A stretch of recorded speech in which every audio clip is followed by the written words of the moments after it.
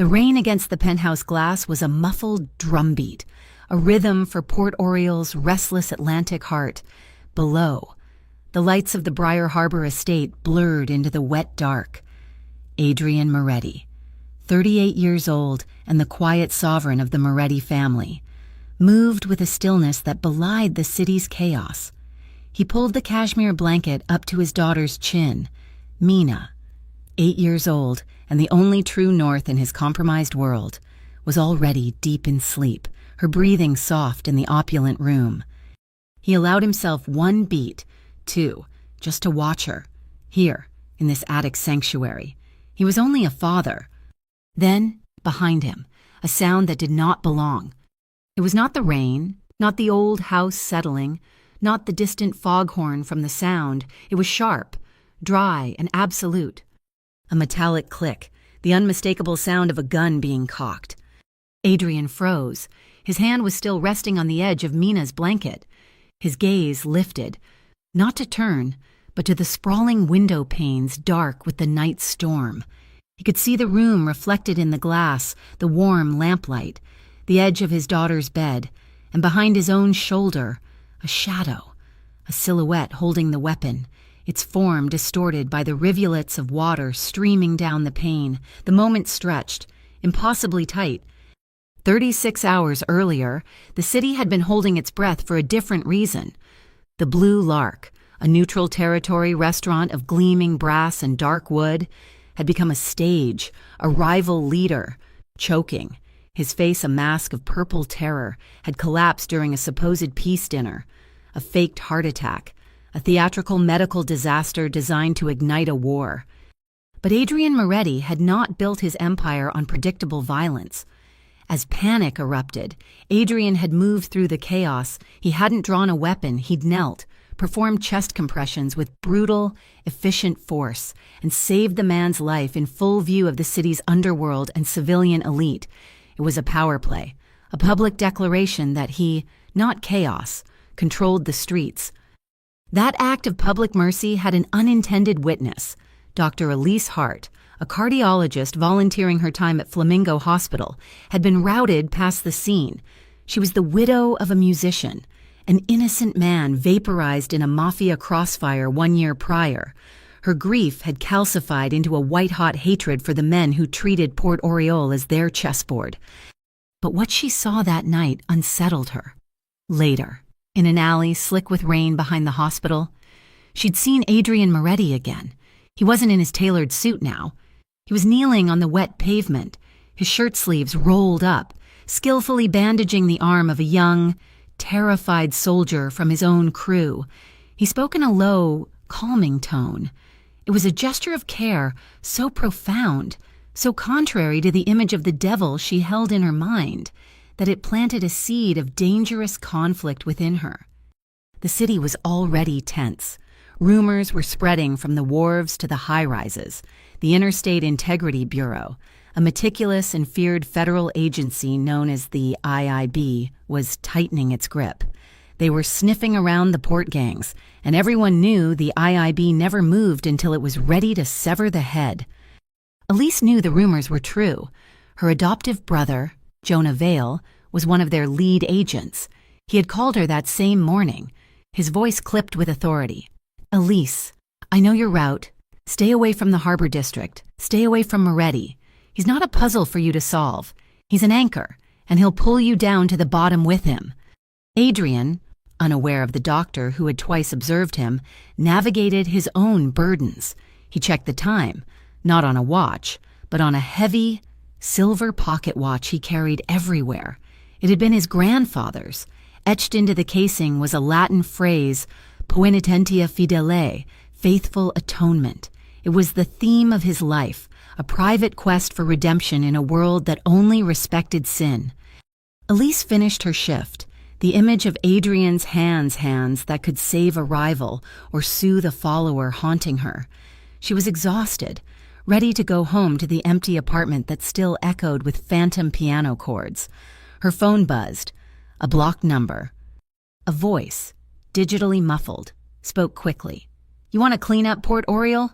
Doctor, you want the men who killed your husband to pay. I have the proof. Meet me at the old pier turntable. 10 o'clock. It was a trap. Every instinct screamed it, but the mention of her husband overrode her caution. It was a lure she couldn't refuse. The meeting point was deserted. Just the sound of the churning water below. The contact never showed, but something was left for her, tucked into the decaying mechanism of the turntable. It was a faded photograph, laminated against the damp. Elise's blood ran cold. It was Adrian Moretti, younger, standing on a boat at the harbor. He was holding a swaddled newborn, but it wasn't the baby that made her stop breathing. He was shirtless and clear on his back. Curling over his right shoulder blade was a distinctive scar. It was shaped exactly like a breaking wave. It was the scar she had described to the police for a year, the scar she saw in her nightmares, the scar that belonged to the gunman who had turned and looked right at her before firing the shot that killed her husband. The anonymous tip led her to the Night Canary, a bar tucked into an alley where the neon sign bled red and blue onto the wet cobblestones. A mournful saxophone spilled out every time the door opened, a sound of profound loneliness. This was not her world. Elise Hart clutched her coat, the laminated photograph in her pocket feeling heavy, toxic. She was looking for an informant with proof. Instead, she found Adrian Moretti. He was in a back booth, the shadows half claiming his face as if he were carved from them. He didn't look surprised to see her. He looked inevitable. "You're in the wrong part of town, Dr. Hart," he said, his voice a low rumble beneath the music. "I'm looking for someone." "I know." He slid something across the dark, scarred wood of the table. It was her wallet. He was fast. My man was faster. You were so focused on the trap, you didn't notice the jackal. Elise stared at the wallet, her blood cooling, the meeting, the informant. It was all him. He had eyes everywhere. "You set this up. The call, the picture." "The call? Yes. I needed to speak with you, and I doubted you'd accept a formal invitation." He paused, a flicker of genuine curiosity in his gaze. "The picture, no, but now I'm intrigued." She ignored the opening, sitting rigidly opposite him. The small table lamp cast harsh shadows upward. "You save your rival one day and lure a doctor into an alley bar the next. What game are you playing?" "Survival," he said simply. "You want Port Oriole scrubbed clean? You think your brother in the IIB can do it if I fall? The vacuum won't be filled by saints. Doctor, it will be chaos. It will be bloody. I keep the balance." "The balance," she shot back, her voice tight. "Is that what you call the crossfire that killed my husband?" His expression didn't waver, but the air thickened, the saxophone outside seeming to bend its note. "I try to keep the war cold. I have a daughter. I want her to grow up in a city that isn't burning. That is the only game I play." Elise felt the sharp sting of that a daughter. Mina.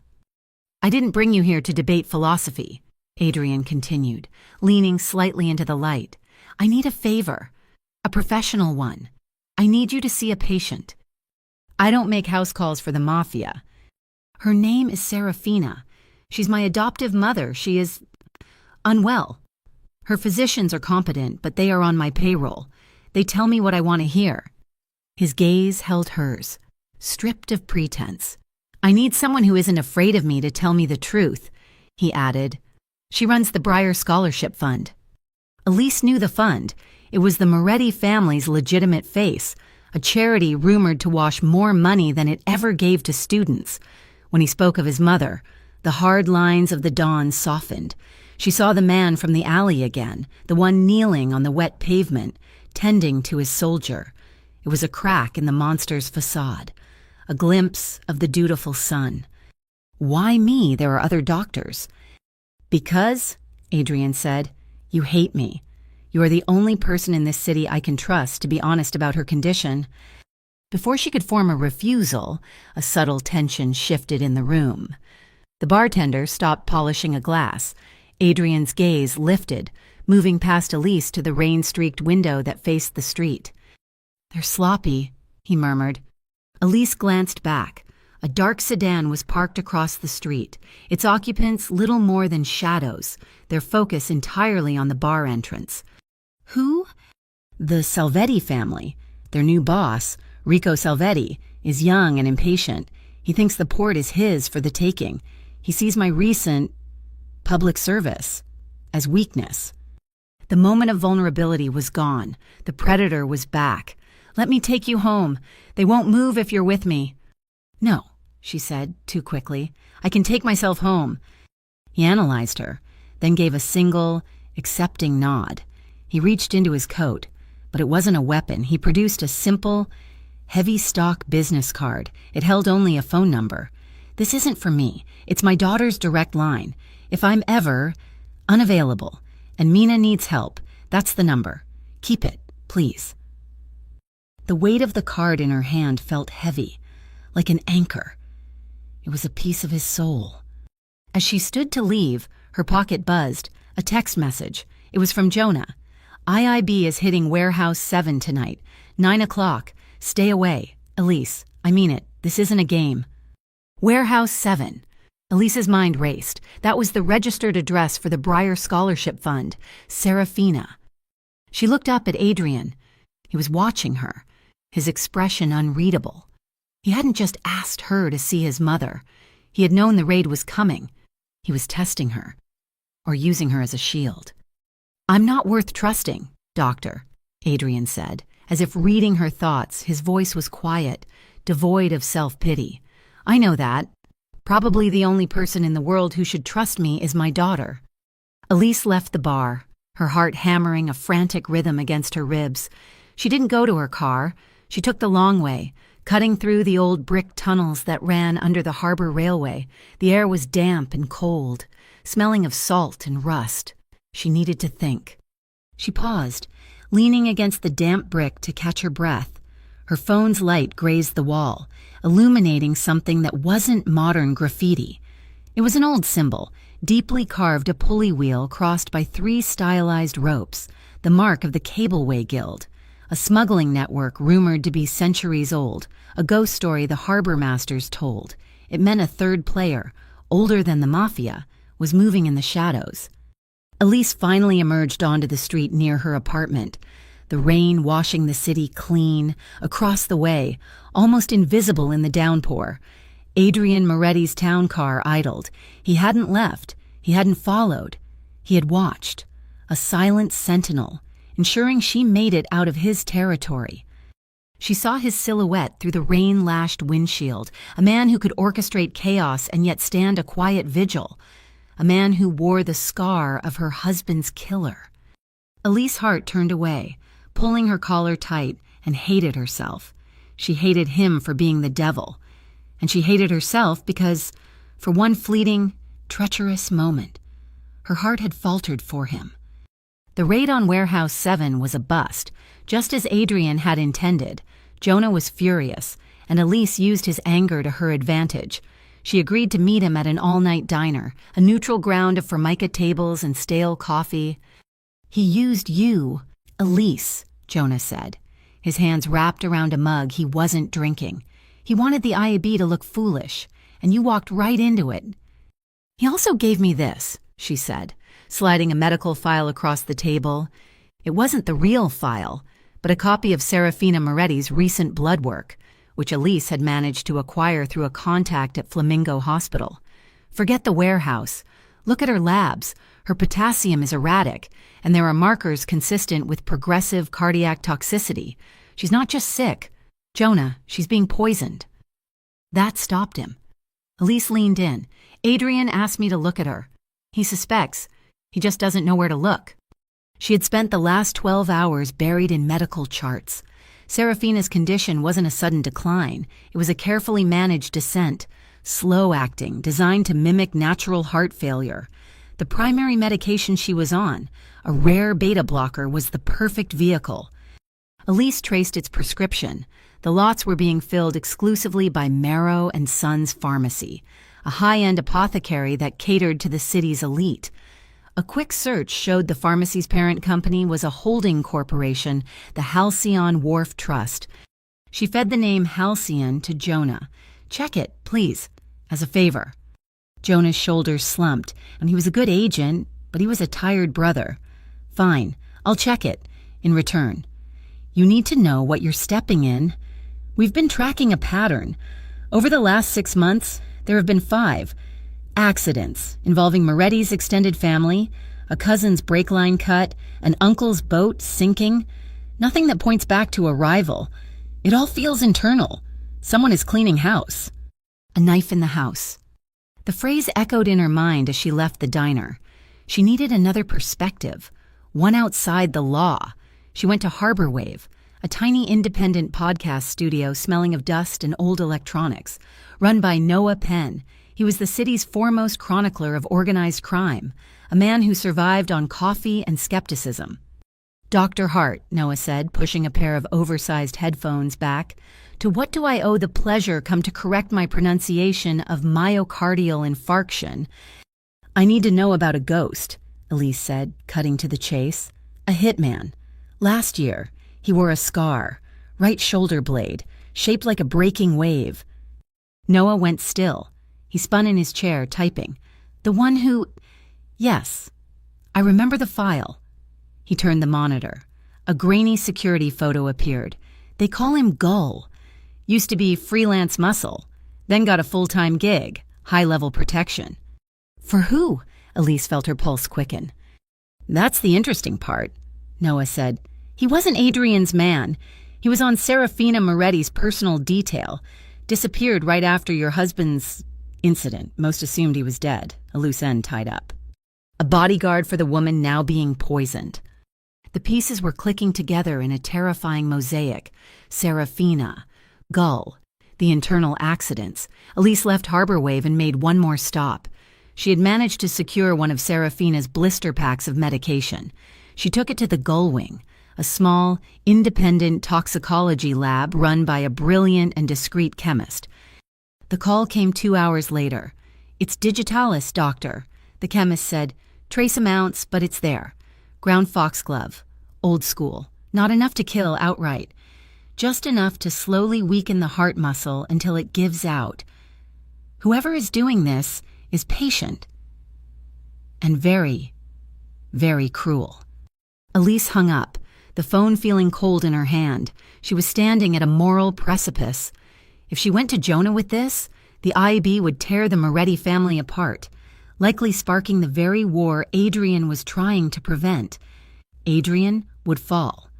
And given the picture in her pocket, she should want that.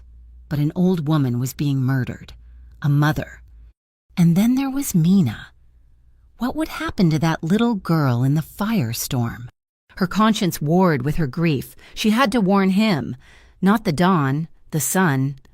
Meanwhile, in his own office overlooking the dark harbor, Adrian Moretti was following the money. The name Halcyon Wharf Trust had flagged his own internal audits. It was a new player, aggressive, and its money was flowing in a pattern he didn't like. The funds moved from Halcyon to a series of offshore accounts, all of them ultimately controlled by a single, shadowy law firm. The firm's senior partner was a man named Pierce Lorne, a lawyer known for making problems. And empires disappear. And the primary beneficiary of Halcyon's recent acquisitions, Rico Salvetti, it wasn't just an external threat. It was a coordinated attack. Elise sat in her car, the lab report on the passenger seat. She was piecing it together. The poisoner had to be someone with daily, intimate access to Serafina, someone who wouldn't be questioned, someone who was invisible, a knife in the house. Her mind flashed to an image from the periphery of her memory, at the hospital, when she'd first seen Adrian with his mother, a young woman, quiet, in a simple uniform, adjusting Serafina's pillow, Mina's new nanny, Alba. She pulled out the business card Adrian had given her, the one with the hotline for his daughter. Her hands were shaking. This was the line. She was crossing it. She dialed. The phone picked up on the second ring, but it wasn't Adrian's low rumble. It was a child's whisper. Hello? Mina. Elise's heart stopped. Honey, is your father there? I need to speak to him. It's Dr. Hart. There was a pause, a sound of small feet on a hardwood floor. Then the whisper came again, closer, more conspiratorial. "Daddy's not here. It's just me and Miss Alba, and we're gonna play a new game." "A new game? What game?" "Miss Alba says we're moving the kitchen," Mina whispered, a hint of confusion in her voice. "She said we're going to have a picnic. She's moving the kitchen down to the cellar." "Moving the kitchen?" The words, so innocent and bizarre from a child's lips, were a scream of warning. Elise Hart's foot slammed the accelerator, her small car hydroplaning on the flooded streets of Port Oriole. To the cellar. Gas. She didn't let her mind finish the thought. She drove straight through the security arm of the Briar Harbor estate, the wooden barrier splintering. She skidded to a stop on the gravel and was out of the car before the engine died. Adrian Moretti materialized from the shadows of the grand entryway, his face a mask of cold fury. The rain plastered his black shirt to his chest. "What did you do?" he snarled, intercepting her before she reached the steps. He gripped her arm, his fingers digging in like steel. "What did you tell your brother? He hit my warehouse. You set me up." "Let go of me," Elise shouted, struggling against his grip. The accusation, the sheer male arrogance, blinded her for a second. "Mina, where is your daughter?" "Stay away from my family." He pulled her closer, his eyes ice. "She's in the cellar!" Elise screamed, shoving him with all her might. The move surprised him, breaking his grip. "Alba took her to the cellar, she called me." The raw panic in her voice finally cut through his rage, in the sudden silence between them, broken only by the storm. Another sound reached them. It was faint, carried on the damp air from a ventilation grate near the foundation. A child's thin sob. They moved as one. Adrian didn't bother with the internal stairs. He ran to the heavy bulkhead doors set into the patio, wrenched the padlock off its hasp, and descended into the darkness. Elise was right behind him. The wine cellar was vast, smelling of damp earth, old oak, and something else, something sharp and metallic. "Mina!" Adrian's voice was a roar. "Daddy!" The small voice came from the far end, behind a towering rack of priceless vintages. They rounded the corner. Mina was there, huddled against the stone, clutching her teddy bear. Her face was streaked with tears. Beside her, shockingly out of place, was a portable propane stove, the kind caterers used. The valve on the tank was wide open, hissing, flooding the enclosed space. Taped to the side of the canister was a ticking device, a simple kitchen timer wired to a battery and an electrical sparker. Another accident and designed to look like a tragic mistake in a sealed room. Adrian didn't hesitate. He swept past the hissing tank, snatching Mina into his arms. He buried her face in his neck, turning his body to shield her from the device, and started backing away. "Elise, get out!" Elise didn't run. She was a doctor. She was trained for triage. Her hands, which had been shaking, were suddenly rock steady. She lunged forward, her fingers finding the valve and twisting it shut. The terrible hissing stopped. The timer's ticking suddenly seemed deafening in the silence. 3 minutes left. She saw the simple wiring. She didn't waste time trying to cut a wire. She ripped the entire battery pack free from the duct tape. Silence, absolute. Mina was sobbing. Great, shuddering gasps into her father's shoulder. "It was a game. Daddy, Miss Alba said it was a picnic. It smelled bad." Adrian held his daughter so tightly his knuckles were white. His shoulders were shaking. He looked over Mina's head at Elise, his mask of control utterly shattered. In its place was a raw, primal terror she recognized. It was the face of any parent who had almost lost everything. He, the man who controlled the port, had been helpless. "Elise," he said, and his voice was thick, broken. "Adrian, let me see her," she said, her voice dropping into its professional, calm cadence. He slowly lowered Mina to her feet, but didn't let go of her hand. Elise knelt, bringing herself down to the child's level. "Hi, Mina, I'm Elise. That was a very scary game, but it's over now. The air is safe. Let's play a breathing game. You and me. Can you copy me? Breathe in deep. 1, 2, 3. And now, let it all out like you're blowing out a big candle. She guided the little girl, hand on her diaphragm, until the panicked gasps slowed into rhythmic breaths. She was creating a new memory, a safe one, to overwrite the terror. Adrian watched her. He watched this woman, the widow of the man he was accused of killing, calmly and tenderly bring his daughter back from hysteria. She was a miracle, a paradox that had just walked into the center of his toxic world and saved its only clean part. "Thank you," he whispered. It was not a platitude. It sounded like a confession, a prayer, the first time he had admitted fear to another human being in decades. His security team, alerted by the breach, finally thundered down the stairs. "Boss." "Yet get this cellar swept," Adrian commanded, his voice returning but the tremor still there. "Prince, now!" He pointed to the valve Elise had touched. "But not her. Get the prince off the tank, the timer." One of his men, wearing gloves, examined the timer. "It's Gull's work." "Boss, I recognize the wiring. Simple, effective." "Gull," Adrian breathed. The ghost was real. "He's alive. He's with Rico." "Miss Alba was on the phone," Mina whispered, her hand clutching Elise's. "Before, she was talking in her secret language, the one that sounds like the sea." Elise met Adrian's gaze. "The Cableway Guild." "I have to move my mother," Adrian said, the strategist snapping back into place. The attack was two-pronged, his mother and his daughter. "Tonight, this house is compromised." He looked at Elise, his gaze desperate and direct. "I need you.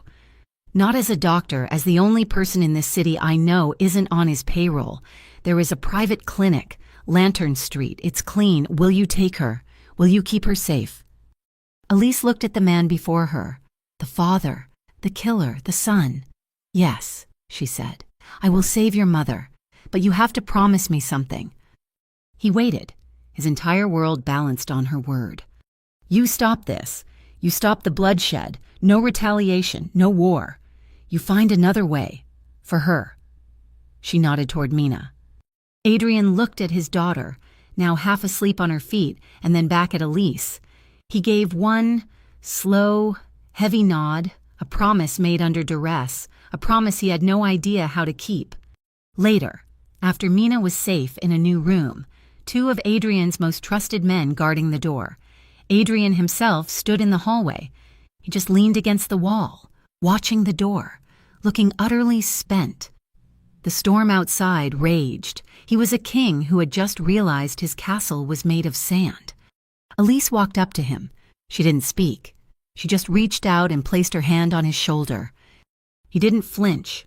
He didn't move. He closed his eyes just for a second and let his body lean almost imperceptibly into the simple, grounding weight of her touch. It was the first act of uncomplicated kindness he'd felt in a decade. A single, warm spark in the middle of the deluge. Serafina was secure. The Lantern Street Clinic was a fortress, anonymous and quiet, its location now known to only 3 people. Elise included, the storm, as if exhausted, had broken, its fury softening to a persistent, weeping drizzle. Adrian had driven, not back to the compromised estate, but to the ruins of St. Marina's Chapel, a stone skeleton overlooking the churning sea. They stood under the dry arch of the collapsed bell tower, the air sharp with salt, wet ivy, and the clean smell of ozone. The adrenaline from the cellar had finally drained away, leaving them both exposed and raw.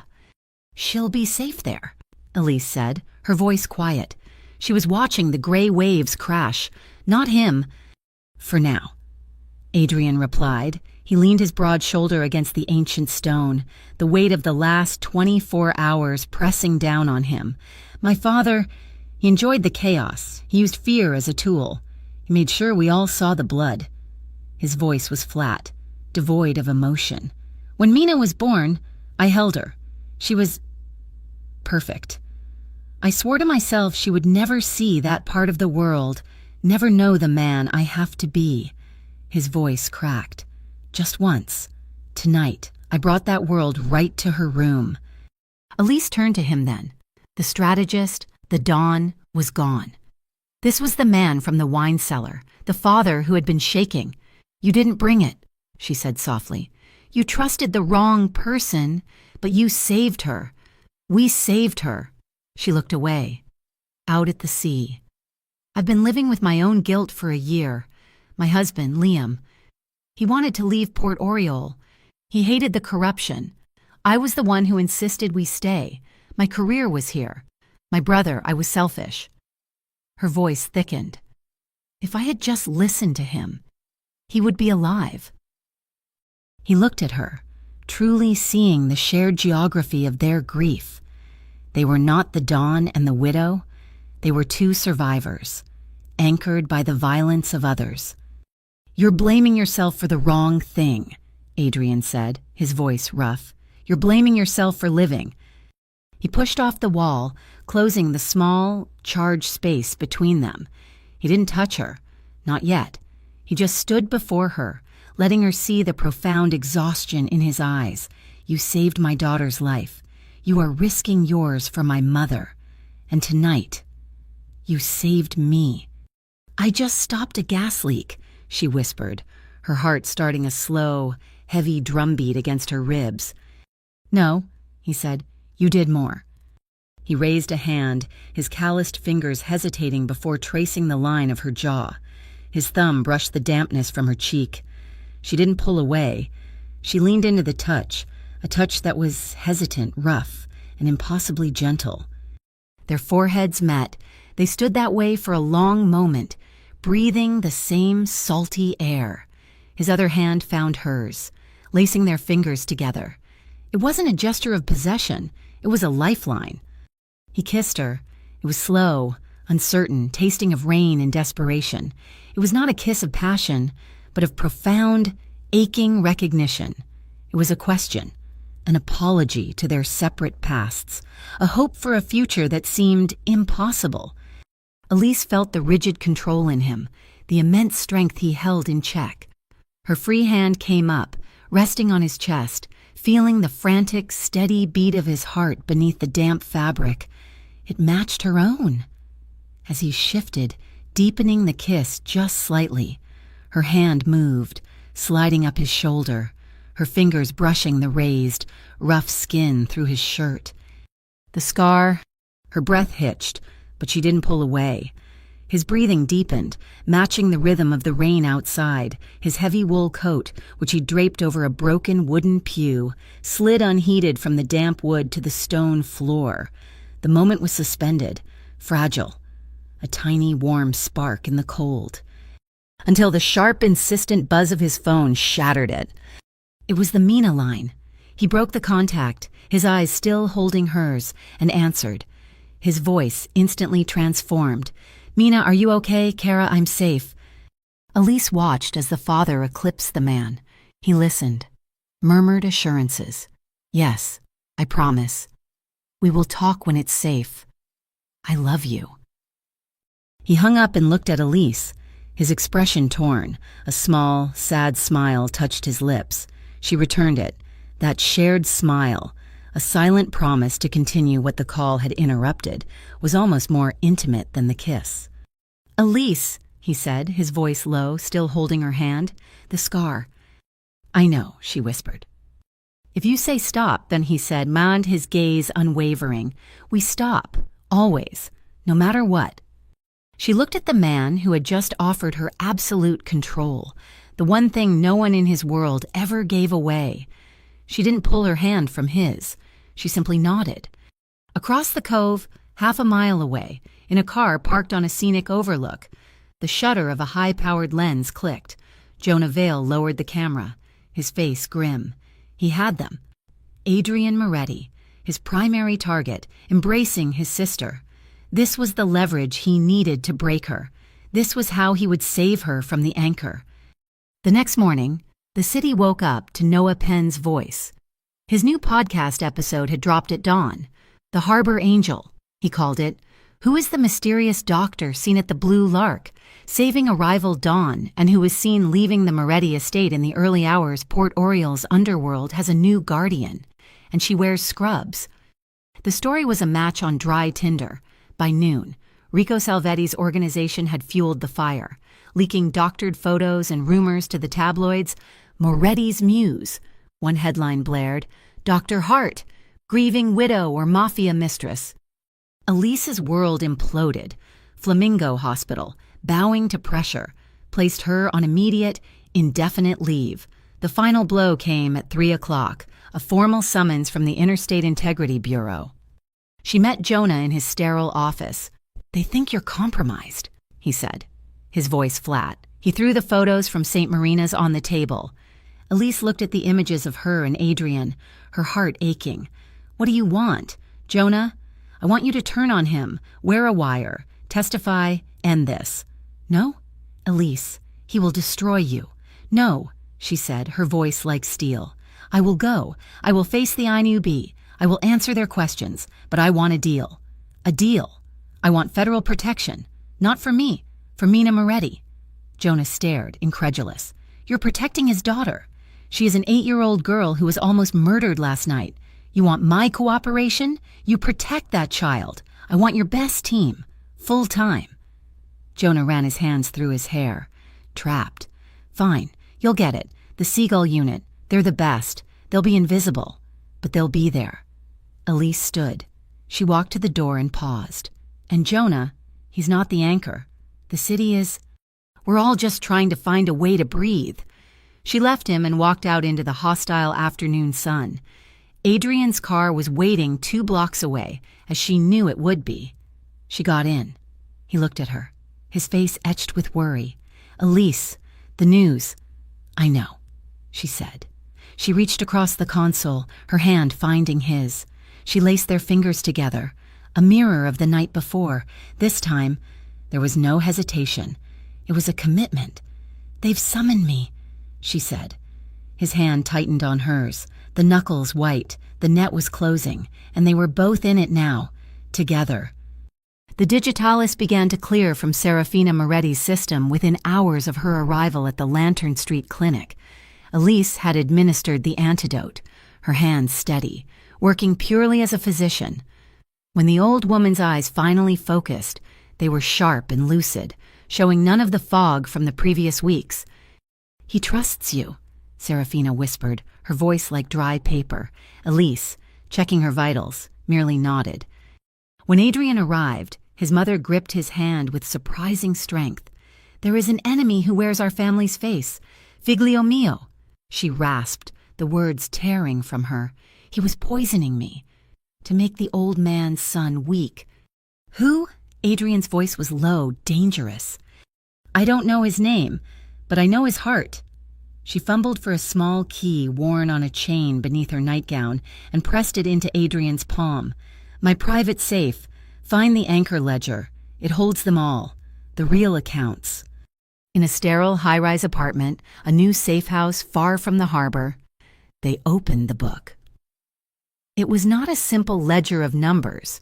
It was a complex cryptogram of shipping manifests, chemical formulas, and dates. "This is a log," Elise said, her scientific mind seeing the pattern first. "These are transfer dates, matching the shipments of Serafina's medication. He was logging the poison." "And the payments," Adrian added, tracing a line of code. "The money is being washed through the Halcyon Wharf Trust, which in turn is the primary donor to the Amber Bay Restoration Fund." He pulled up the fund's public registration on his laptop. It was a clean, popular charity dedicated to rebuilding the coastline. Elise scanned the advisory board, a list of Port Oriole's most respected citizens. And then her blood froze. "Adrian," she pointed to the screen, "the fund's media consultant, the one who shaped their entire public image." It was Noah Penn, the friendly, skeptical podcast reporter, the man who had coined the name Harbor Angel. He hadn't just been reporting the story, he had been a paid consultant for the very organization poisoning Serafina. He was a two-faced player, and he had used Elise's grief to get close to the story. The masks were falling, one by one. While they worked, Adrian's most trusted man reported in Alba, the nanny, was not just hired muscle. She was Rico Salvetti's cousin, planted in the house months ago. The hitman, Gull, was merely her handler. But the true brain, the one pulling the strings of Rico, Alba, and Noah Penn, was the man who had revived the ancient Cableway Guild, the man whose name was on every document for Halcyon, Pierce Lorne, the shadow lawyer. The net was closing, but not just on Lorne. Jonah cornered Elise outside the clinic the next morning. His face was a mask of cold fury and betrayal. He had seen the photos from St. Marina's. The IEB knows Moretti has the real ledger. Anchor. We want it. Elise. It's not that simple. Jonah, there's a lawyer, Pierce Lorne. He's tied to this. I don't care about the branches. I want the root. Give me that book, or I am arresting you for aiding and abetting a known felon. This stops now. He was trying to break them apart, to save her. She returned to Adrian and told him the ultimatum, his kingdom for her freedom. He looked at the ledger, the key to his entire empire, and then at her. He didn't hesitate. He went to a high-speed copier. "Give your brother this," he said, handing her a perfect copy. "It's enough to start the seizures. It will satisfy his superiors. It will keep you safe." "And the original?" she asked. "The original," Adrian said, his voice soft, "is the insurance that keeps Mina safe. This is my choice. I trust you." It was a declaration more profound than any kiss. The copy was enough to ignite the firestorm. Jonah filed the report, and the IIB began seizing Halcyon assets.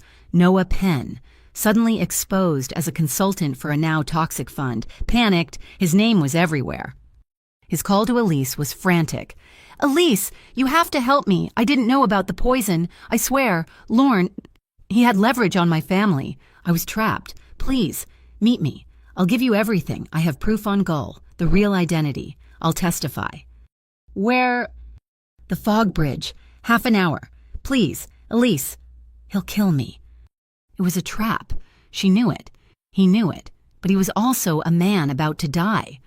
Adrian refused to let her go alone. They drove, pulling up just as the infamous harbor fog rolled in, swallowing the bridge in a cloud of gray. Noah was there, a ghost in the mist, clutching a data drive. "Elise!" he gasped, running toward her. "Thank God I—" A single, flat crack echoed through the fog. It was not a handgun. It was a high-velocity rifle. Noah was thrown backward, his eyes wide with surprise. He crashed against the steel girder, dead before he hit the pavement. "Sniper!" Adrian roared, grabbing Elise and tackling her behind a concrete divider just as a second shot sparked where she had been standing.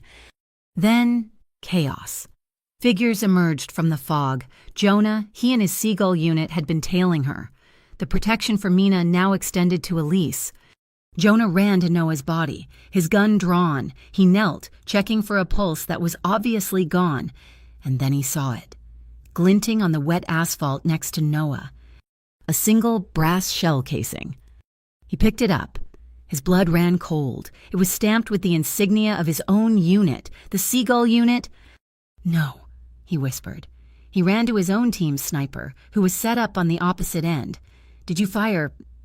"Negative. Sir, target was obscured. My weapon is cold." Jonah yanked the man's rifle. Checking the breech, it was the wrong model. It had been swapped. He looked around wildly. "Keene, where is Officer Keene?" His second-in-command, Miranda Keene, was gone, vanished. She was the rat. She was Pierce Lorne's agent inside the IB. Another shot pinged off the concrete, providing cover fire for her escape. Adrian pressed Elise flat against the ground, his body a shield over hers. "I will not lose you," he vowed, his voice a raw growl amidst the gunfire. "We are not being separated again." In the scramble, the anchor ledger had fallen from Adrian's coat. It lay open on the wet ground. Elise, pinned beneath him, saw it, the last page. It wasn't numbers. It was a simple, hand-drawn sketch of a ship's anchor. But the lines were not lines, the stock, the crown, the flukes. They were coordinates. "Adrian!" she gasped, pointing. "Look, it's not a drawing. It's a map, latitude and longitude." He glanced down, his mind processing instantly. 40.7, 74.0, the old shipping yard. He knew the location. Cold Storage 13. It wasn't just a ledger. It was the address for Pierce Lorne's central data hub, the heart of the snake. The truce was a cold, pragmatic thing, forged in the sterile silence of Jonah Vale's Dinu B-issued safe house. The fog bridge had changed everything. Jonah, stripped of his rogue agent and his institutional faith, was just a man. Adrian, his nemesis, was now his only asset, and Elise was the bridge between them. Keen has me locked out of the system, Jonah said, pacing the small room. She's flagged me as compromised. We're ghosts. This has to be off the books. Cold Storage 13, Adrian said, studying a blueprint of the docks on a tablet. It's Lorne's digital vault. He runs the guild's logistics and his legal blackmail from one server. It will be guarded by his own men. Private military. Not just dock thugs, Jonah countered. We can't get past the gate. You can't, Elise said, looking up from the blueprint. They both turned to her. But I can. He'll expect force. Or an IEB raid. He won't expect a workplace accident. I'll make an emergency call. A worker with a severe crush injury. I'll walk right in the front door with my medical kit. You two just have to find the back. Before the operation began, there was one piece of his life Adrian had to secure. He didn't take Mina to the safe house. He took her to a room hidden behind a bookcase in his own private study at the estate, a room he had built himself. It was soundproof, with its own filtered air supply. He had covered the ceiling in hundreds of glow-in-the-dark decals. This is the star room. Kara, he whispered, tucking her into the small bed. No monsters can ever get in here. You'll stay here with your headphones and your movies, just for a few hours. The Seagull unit is right outside the main house. Yes, but this is safer. Mina touched his cheek. Are you going to stop the monsters? Daddy. He kissed her forehead. I'm going to try. The night was cold, the air thick with the smell of diesel and low tide. The heist began not with a bang, but with a call. Elise, using a burner phone, reported a forklift rollover at Cold Storage 13. She arrived moments later, calm and authoritative, her presence disarming the private guards. I need access to the main floor. The caller said he was pinned near the primary generator. She said, all business. As the guards scrambled to follow her, creating a focused vortex of chaos, two shadows detached themselves from the darkness near the perimeter fence.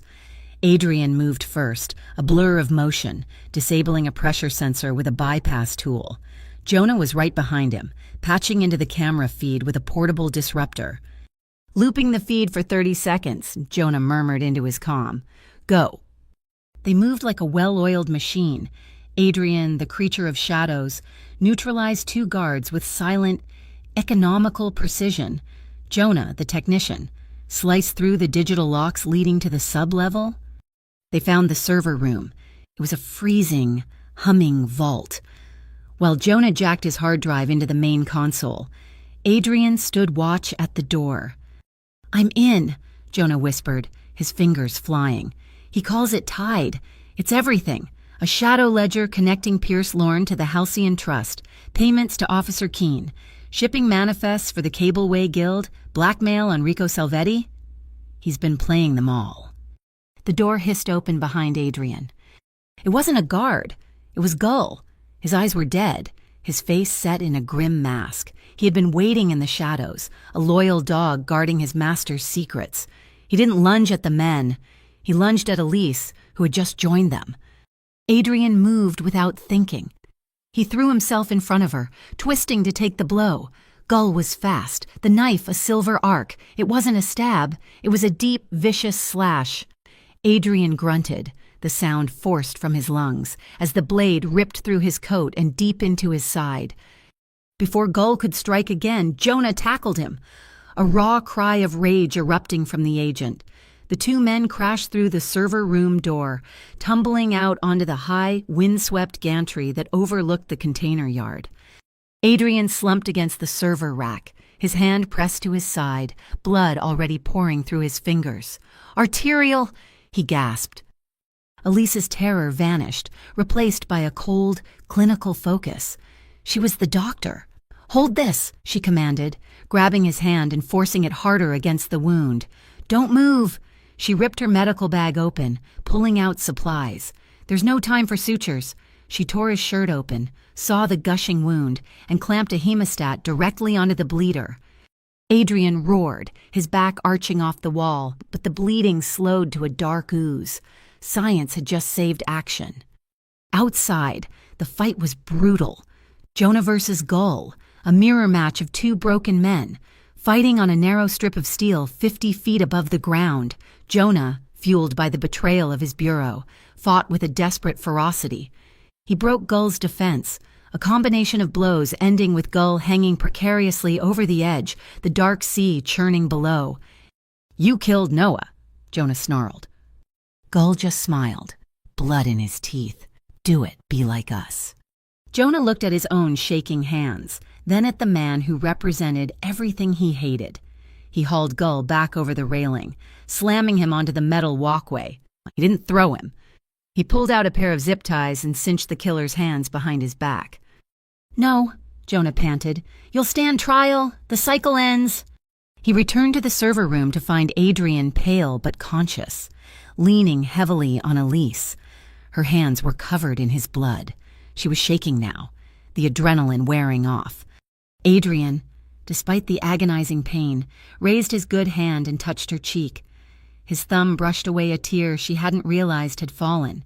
"If we survive this night, Elise," he whispered, his voice rough, "I'm buying you a piano for your apartment." It was a promise of a future, a promise of a home. "Alarms," Jonah said, pulling the tide drive free. "We can't go out the way we came." Adrian nodded upward, toward the ceiling. "We won't."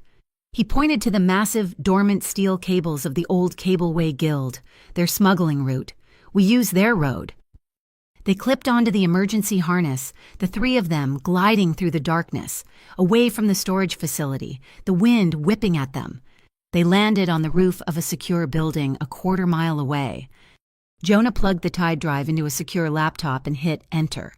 "It's done. I'm uploading it directly to the IIB director, bypassing the state office. Keene is finished. Lorne is exposed." In his glass office, high above Port Oriole, Pierce Lorne watched his multiple screens blink red. The tide drive was active. The firewall was breached. He was exposed. He didn't panic. He simply closed the laptop. He picked up his secure phone and made a call. "He won," Pierce said, his voice calm. "Moretti has the data. It's over." He paused. "Which means it's time to clear the board. He took my network. I'll take his heart." He looked out the window at the distant lights of the Moretti estate. Burn it all to the ground. The strike on the Briar Harbor estate was not a siege. It was an eradication. Rico Salvetti's mercenaries, hired through Pierce Lorne's bottomless accounts, moved with tactical precision. They were not there to conquer. They were there to burn it all, with Mina Moretti inside. Leading them up the marble steps, a tactical radio clipped to her vest, was Alba. The nanny had traded her soft uniform for body armor. But Mina was not in her bedroom. She was deep inside the house, hidden behind the false bookcase in her father's study. In the star room, the sound of the assault was a dull, heavy thudding, like a giant's footsteps. She had her headphones on, but she could feel the vibrations through the floor. She smelled the first faint wisp of smoke. The little girl pulled her knees to her chest, the glow-in-the-dark stars on the ceiling her only light. Her breathing started to come fast, turning into tiny, panicked gasps. Then she remembered Elise's voice from the cellar. "Count your breath. Hear your heart. Safety is right here." Mina closed her eyes, placing a small hand on her own chest, and began to count. Inhale. 1, 2, 3. Exhale. 1, 2, 3. In the speeding car, Adrian was fading. The makeshift clamp Elise had fixed in his side was failing, the blood soaking through his shirt, a dark, spreading stain. "You're going into shock," Elise said, her voice flat, clinical. "Pull over." "I'm not stopping." His voice was a rasp, his hands white on the steering wheel. "Pull over or you'll die before you reach her." The car screeched to a halt 3 blocks from the estate, the glowing orange of the fires now visible over the trees. Jonah, in the car behind them, blocked the road. Out of the car! Adrian, now! Elise ripped a first aid kit from Jonah's trunk. Adrian slumped against the side of the vehicle. "This is going to hurt," she said. Not unkindly. She ripped his belt from his pants and cinched it high around his thigh, creating a desperate tourniquet to slow the bleeding in his torso. He cried out. A sharp, choked sound. "Jonah," she said, not looking up from her work. "Get your team." Jonah was already on his comm. "Seagull unit is green. We are loyal to the IUB director, not keen. We are moving in on a hostile paramilitary force. Rules of engagement are in effect. Go." The estate was a war zone. Jonah and the Seagull unit moved in through the flanks, their disciplined fire cutting through the disorganized mercenaries. Adrian, leaning on Elise, his body fueled by pure, desperate adrenaline, went straight for the house. They found Alba in the main hall, just outside the study. The hallway was a gallery of antique mirrors. Alba raised her weapon, her face a mask of cold resolve. "She's mine. Moretti. Payment for my family's debt." "Flashlight," Elise whispered to Adrian. "In my bag." "Elise, get back." "Give it to me." The mirror, at the end of the hall. Elise stepped out, not into the line of fire, but to the side. She clicked on her heavy medical flashlight, aiming the high-intensity beam not at Alba, but at the beveled mirror behind her.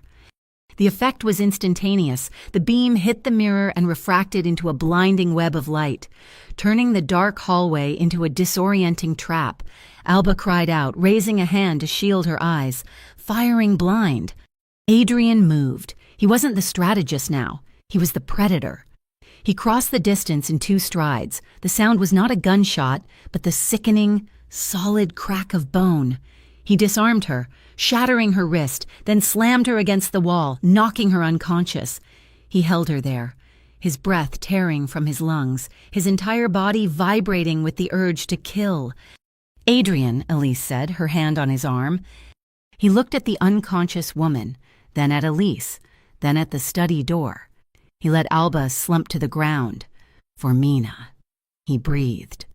Jonah appeared, zip-cuffing the former nanny. "She'll talk."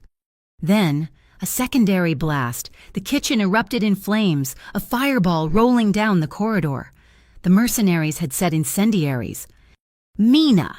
Adrian roared, ignoring the fire, and threw his shoulder against the study door. The room was thick with smoke. The staroom door was locked. He smashed it open. Mina was huddled inside, coughing. "Daddy!"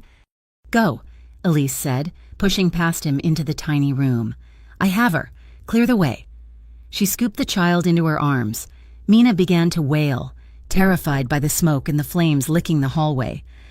"Shh, shh, Mina, I've got you," Elise murmured, holding the child tight against her chest as they moved.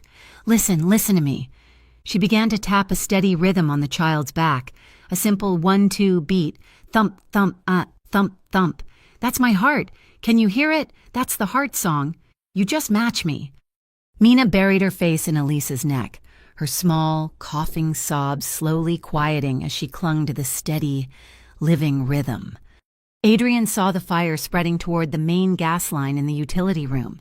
A mansion-leveling explosion was moments away. While Elise and Mina headed for the exit, he rerouted, kicking open the utility door. He grabbed a wrench from a toolkit, ignoring the searing heat, and with a desperate roar, broke the main pipe, venting the gas harmlessly into the burning air. Jonah and his team had neutralized the remaining mercenaries. He was crouched over the last one. Pulling Alba's secured radio from his vest, Pierce Lorne's cold voice was still coming through.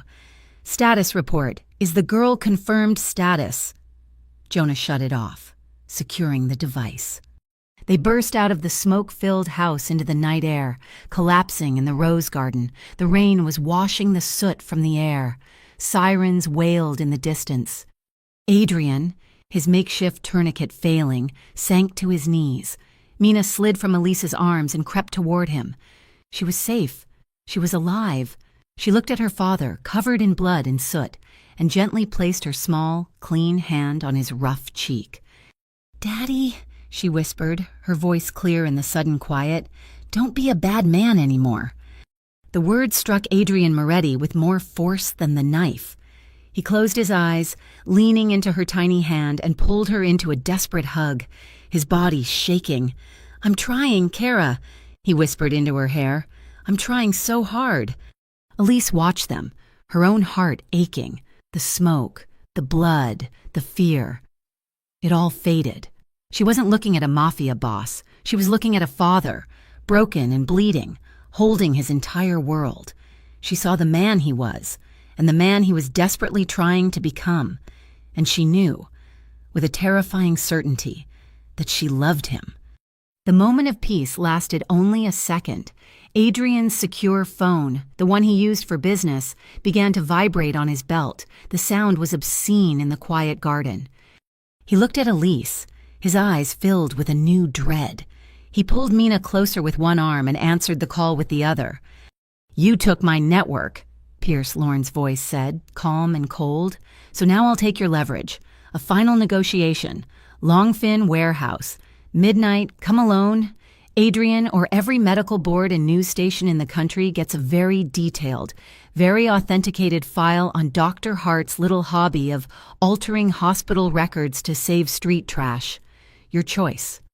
The Longfin Warehouse was a cathedral of cold shadows, the air tasting of rust and the deep, stagnant brine of the harbor. A single, brutal halogen lamp hummed overhead, illuminating a small circle of concrete where Pierce Lorne sat at a metal table, looking relaxed, as if waiting for a business lunch.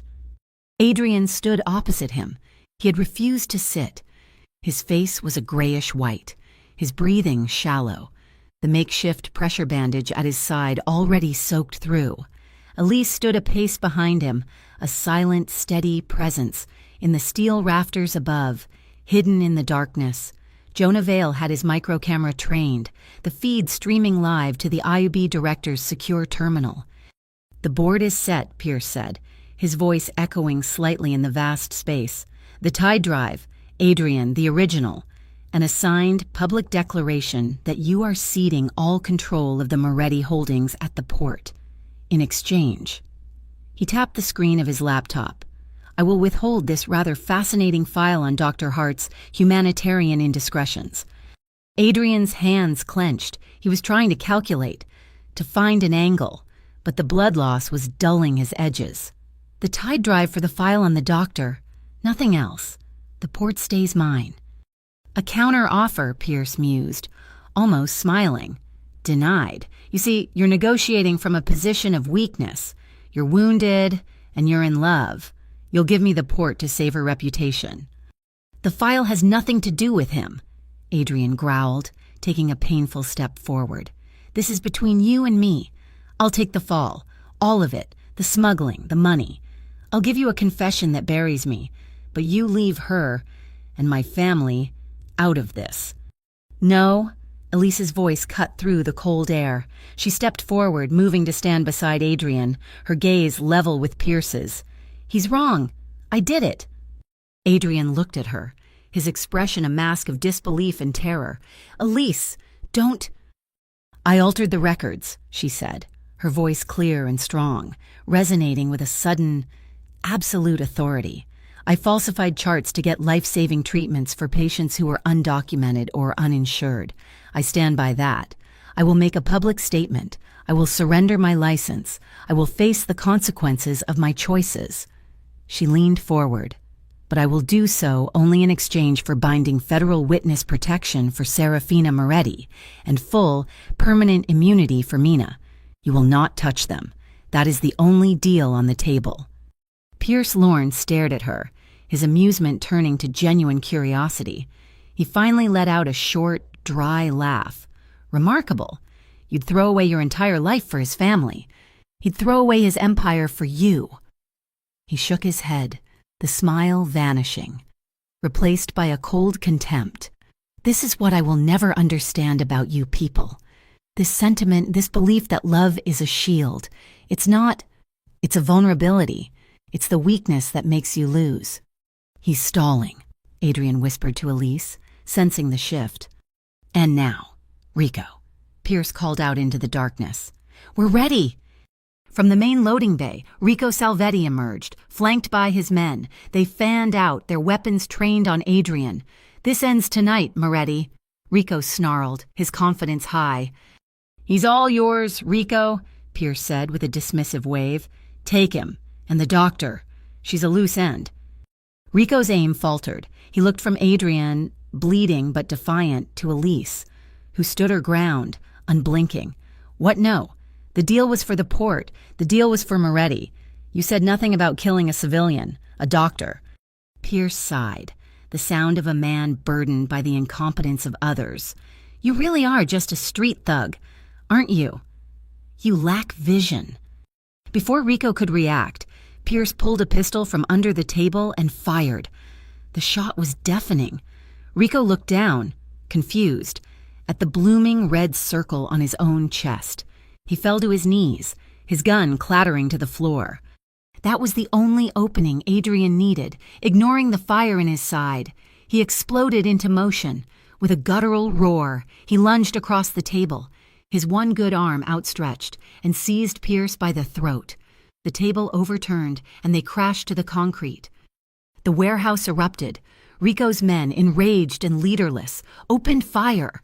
Jonah, from his perch, returned fire, the clean crack of his service weapon distinct from the mercenaries' automatic bursts. The Seagull unit, hearing the shots, began their breach. Elise didn't run. She ran to Adrian, who was wrestling with Pierce, the lawyer younger and fitter than he looked. "Adrian," she yelled. He was losing strength. She put her hand flat on his back, feeling the frantic, hammering rhythm of his heart. It was too fast. "Jonah," she screamed into the small comm in her ear. "He's fading. We need to end this, the plan Bay 4. Push him to Bay 4. Pierce, hearing her, shoved Adrian off and scrambled to his feet. He made a run for it, but not toward the exit where Jonah's team was entering. He ran deeper into the warehouse, toward loading Bay 4. He thought it was his escape route.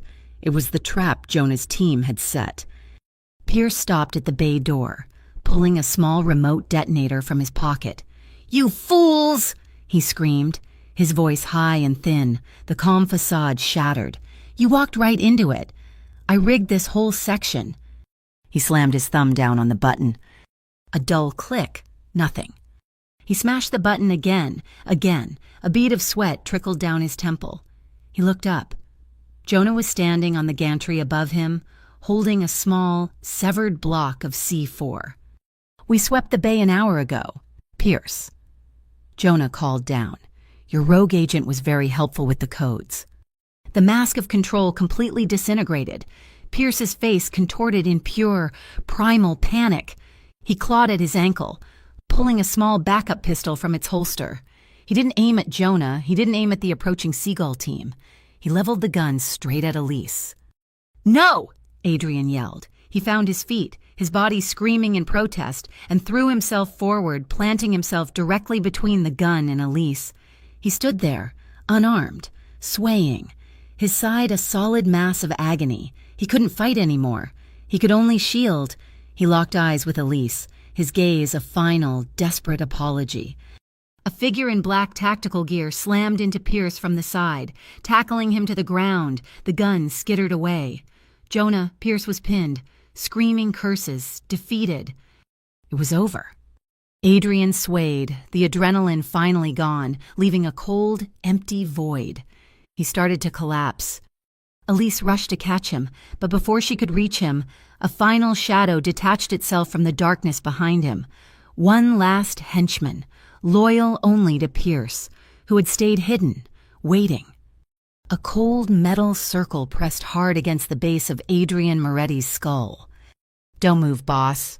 The narrative returns, full circle, to the moment the steel first touched his skin. The night was late. The storm had passed. They were in a temporary safe apartment, high above the city, far from the blood and fire of the estate and the warehouse. Adrian Moretti, his side crudely stitched by Elise and burning with agony, had insisted on one thing: putting his daughter to bed himself. He pulled the cashmere blanket up to Mina's chin. The 8-year-old was exhausted, sleeping deeply, the glow-in-the-dark stars of her new room casting a faint, peaceful light. He watched her, his one clean thing. Click! The sound was absolute, a metallic click, just behind his ear, the sound of a gun being cocked. He saw the reflection in the dark window, his own, Mina's bed, and a shadow behind him. "I escaped," Alba whispered, her voice raw. She had slipped Jonah's custody during the warehouse chaos. "Now call the doctor. Tell her to come say goodbye." Elise arrived 20 minutes later, her face pale but set. Jonah was already outside, his seagull unit moving into a silent perimeter, but Alba was too desperate, too unpredictable. Elise entered the apartment, her hands raised. "She's in the bedroom," Alba's voice called out, strained and high. Elise walked slowly down the hall. She saw the scene: Mina, asleep, oblivious. Adrian standing beside the bed, his face gray with blood loss but his back rigid, a shield, and Alba, her eyes wide, frantic, the gun pressed hard against Adrian's head. "You should have let them kill me," Alba whispered, tears streaming down her face. "Alba," Elise said, her voice dropping, not into a doctor's cadence, but something softer. "I know what Pierce did. I know he threatened your mother. He promised he'd ruin her, he'd take her home." Alba was shaking, her finger tightening on the trigger. "You don't know what it's like to have everything you love held over your head." "I do," Elise said, taking one slow step. Adrian tensed, but Elise's eyes were locked on Alba's. "I know what it is to lose the person you love most. I know that trigger pull. I know the sound it makes. And I know it doesn't fix anything. It just makes another hole in the world. It just makes another child wake up without a father." Elise nodded toward the bed. "Don't do that to her, Alba. Don't make her like us." The tension was a razor's edge. This was the moment. Elise took another step, her hands still raised, and then, in a move of impossible bravery, she reached out. Her hand didn't go for the gun to disarm. It went to the gun. She laid her palm gently over the cold steel barrel, her skin on Alba's, on the weapon. Her eyes never left Alba's. It was a silent waltz of absolute trust. Adrian didn't move. He didn't lunge for the gun. He stood perfectly still, his body a fortress for his daughter, his life completely in Elise's hands. He watched her face, breathing in time with her, a shared rhythm of sheer, terrifying faith. It was not a physical embrace, but it was the most intimate act of his life. Alba let out a choked sob. The gun trembled. He bankrupted my family. My mother, she's sick." "We know," Elise said, her voice a low murmur, her hand still steady on the weapon. "Jonah Vale is outside. We have a program, the Green Harbor Witness Protection. We can get your mother out. We can get her medical care. Pierce is done. You don't have to be." "Let it end here, Alba," Adrian said, his voice rough. "End it, so our children don't have to live this nightmare." The tension broke. Alba's shoulders slumped. The gun wavered, slowly, agonizingly. She lowered the weapon. In that exact second, the apartment door crashed open. Pierce Lorne. He had tracked Alba's emergency locator. He stood in the hallway, his face a mask of fury, and fired twice through the bedroom door. "Down!" Adrian roared. He grabbed Elise, pulling her to the floor in a tangle of limbs, covering her body with his own as bullets shredded the wall where they had been standing. Mina screamed, waking to the nightmare. Before Pierce could fire a third time, the hallway lit up with muzzle flashes. Jonah and the Seagull unit were on him, a tide of tactical gear. The threat was over. Elise, pinned beneath Adrian, felt his dead weight. Adrian, he was unresponsive. She scrambled out from under him. The bullets had missed, but the impact had torn his stitches. He was bleeding, unconscious. She pressed her cheek to his, feeling his faint breath. "I'm here," she whispered, a vow against the chaos. "I'm here." The purge was swift. The tide drive, combined with the testimony of a broken Alba, gave the newly cleaned-up I-2B everything it needed. Pierce Lorne and the remnants of the Halcyon Trust were indicted, the Cableway Guild, its leadership decapitated, dissolved back into myth. Serafina recovered, her sharp eyes returning. The first thing she did was sit in the rose garden, holding Mina, telling her stories of the old country. Adrian Moretti survived. He woke in a hospital, with Elise asleep in the chair beside him, her hand gripping his. His recovery marked a sea change. He publicly stepped down, in an unprecedented move. He dissolved the Moretti business and signed control of the port's shipping lanes over to the new Oriole Harbor Community Council. His remaining funds were diverted into an educational trust, rebuilding the city's crumbling schools. Months later, the city celebrated the festival of the Lighthouse Night. The air was warm, filled with music and the smell of roasted chestnuts. On a stage near the water, Elise sat at a grand piano, the one he had bought her. Her fingers moved over the keys, playing a song of quiet, complex beauty, a song called Homecoming. Adrian stood in the crowd, watching her. Mina, now 9, was asleep on his shoulder, her breathing soft, her face peaceful. When the song finished, the crowd erupted, but Elise only looked at him. He walked over, shifting Mina's weight. "It was beautiful," he said. "It was for you," she replied. He leaned in, and they shared a light kiss, simple, unhurried, and real. It held no desperation, only the quiet promise of ordinary days. Jonah Vale watched from a distance, a small smile on his face.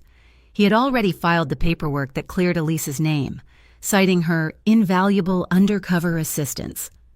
The new Harbor Wave podcast, run by Noah's former interns, was airing a new episode, The Ones Who Chose Love Over Fear.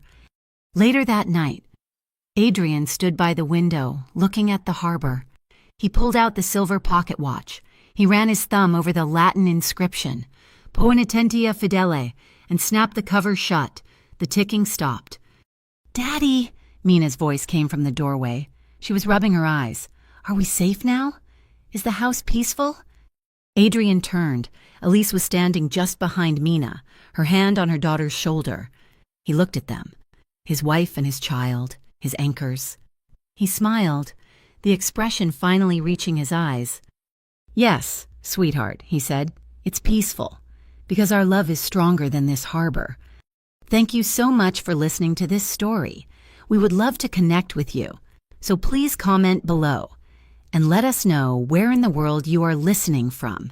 If you enjoyed this journey, please subscribe to Mafia Boss Story, give this video a like, and support us by hitting the hype button so this story can be heard by even more people.